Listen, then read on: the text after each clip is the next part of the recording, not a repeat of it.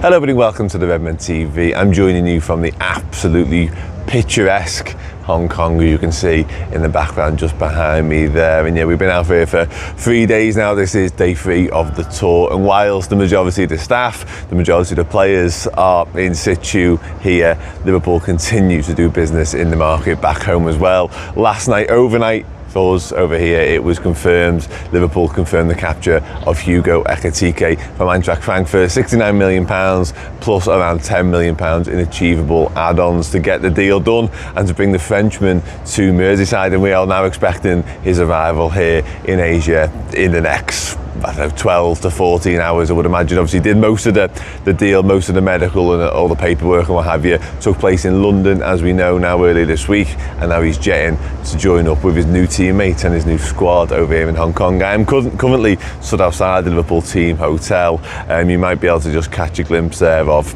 some Liverpool supporters who are hoping to catch a glimpse of our heroes and maybe Hugo Ekitike in the coming hours. Yeah, really exciting deal. Whenever you sign a striker, like signing footballers is like a dopamine hit, full stop, I always think. And Liverpool have been massively sort of generous with the dopamine hits this summer. Obviously Florian Wirtz breaking the British transfer record, Jeremy Frimpong, Milos Kerkez, obviously Mamardashvili's come in, confirmed now as well. Like, it's been a really sort of, yeah, a pleasant, very pleasant start to the summer when it comes to Liverpool's transfer dealings. But this one, when it's a striker, when it's someone who's coming in to play number 9, when it's a goal scorer, like Florian Wirtz was a phenomenal, like a needle-moving signing, a transformative signing, I think. There weren't many players out there in the market that you look at and go, well, that would just be mind-blowingly good from a Liverpool perspective. Florian Wirtz is one of them, and not even for a single second did I anticipate right at the start of the summer, even after we won the Premier League, that we'd be stood here and even contemplating the fact that Florian Wirtz was a Liverpool player.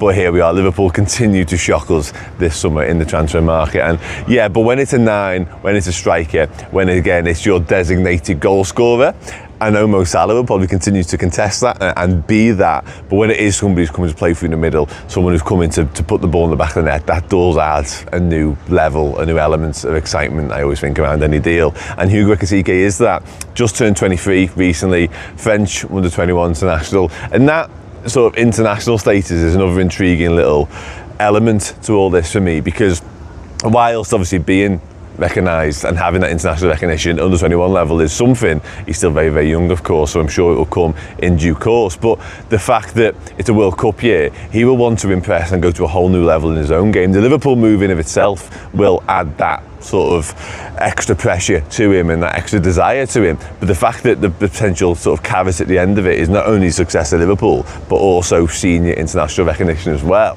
I think we're getting him at just the right time, and that's true from that point of view, but it's also true from sort of like his trajectory perspective as well. Like, it hasn't been straightforward for him, and I think Liverpool like that on footballers' CVs. The fact that he's had a move that didn't really materialise, didn't really work out. They like a bit of failure, if you like, or a bit of hard work and that pick yourself up by the bootlaces type attitude and character. And Hugo Ekitike's got that, because he gets what may well have been at one point deemed his dream move to PSG off the back of a really sort of impressive young career.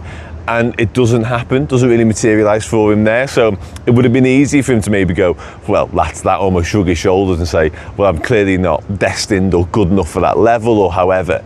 But he hasn't. He's gone away, he's gone to Frankfurt, he's scored goals, he's provided goals, and he's impressed enough to get Liverpool Football Club signing him, and indeed other big clubs around Europe taking a really, really close look at him. Seeing when Manchester United made a late attempt to hijack the deal as well, and that never happened, which adds, you know, hilarity to the whole situation as well. But yeah, I do think Liverpool have identified him as a footballer, but also as a character, as a personality, as an attitude that they like, and somebody they wanted to bring as a football club.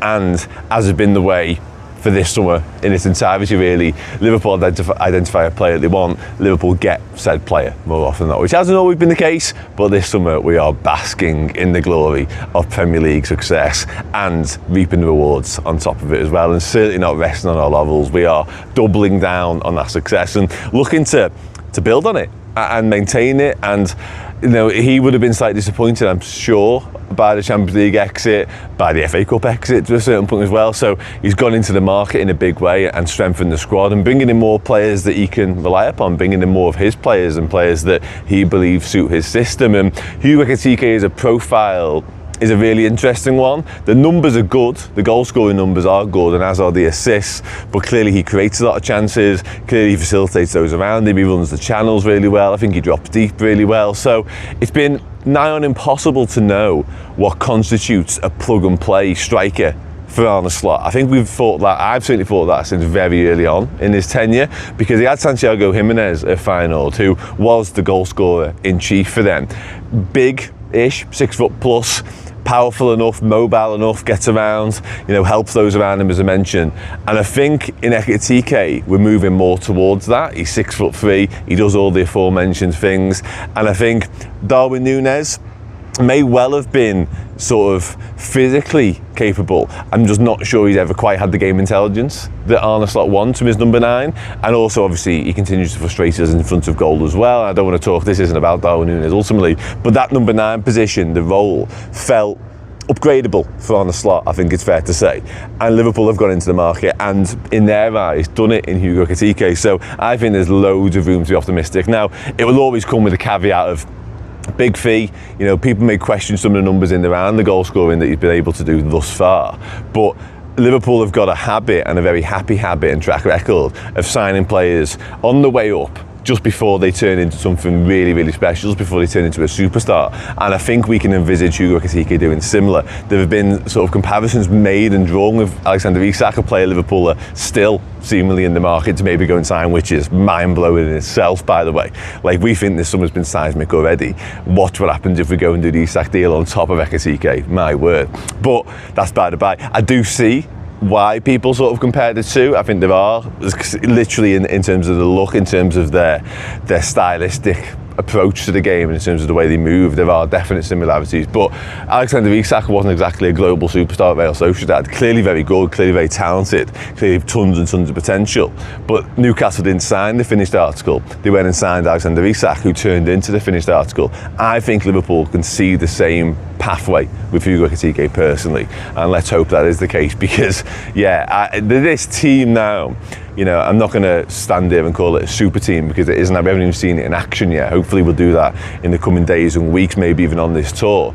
But building off the back of what we've just achieved, and in the manner in which we've done it, to go into the market in the way that we have this summer and clearly get the players, and Slot's earned the trust, it would have been not a gamble, that's too big a stretch, but it would have been a risk to go and sort of back in with £300 million worth of a war chest last summer without really knowing. They clearly identified him as the manager they wanted and the personality they wanted, but you don't just put £300 million worth of investment behind a manager who hasn't managed a football game for you yet. That's a Manchester United or a Chelsea thing to do. Liverpool don't act in that manner. Liverpool are far too astute, far too smart for all that. But honestly, I just think Liverpool, if Liverpool want to play it, if Michael Edwards is in the building who wants to play it, Richard Hughes is earning very similar sort of acclaim now as well and very similar recognition, then there's a good chance that player's worth signing. So really, really excited, really, really positive, clearly, and I just think there's loads to love about this Liverpool team right now, clearly. So I think that's it.